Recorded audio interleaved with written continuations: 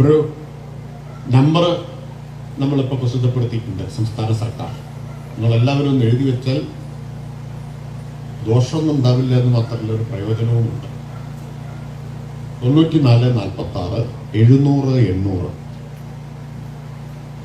94 46 700 800 ഈ നമ്പറിലേക്ക് കേരളത്തിൽ എവിടെയും ആരെങ്കിലും മാലിന്യം തള്ളുന്നതിന്റെ ഫോട്ടോ അല്ലെങ്കിൽ വീഡിയോ എടുത്തയച്ചു കൊടുക്കുക.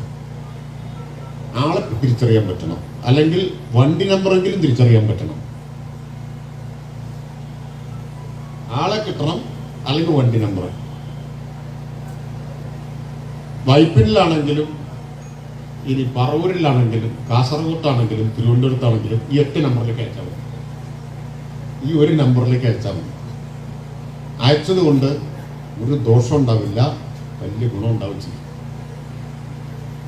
ആളെ ഐഡന്റിഫൈ ചെയ്താൽ ബന്ധപ്പെട്ട തദ്ദേശ സ്ഥാപനം 10,000 രൂപ ഫൈൻ ഇടും.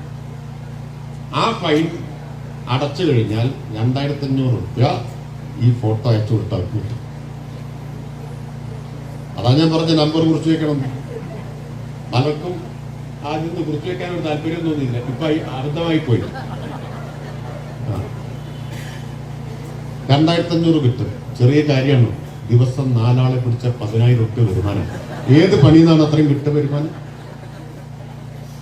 എല്ലാവരുടെ കയ്യിൽ നിന്ന് പോകുന്നുണ്ട്.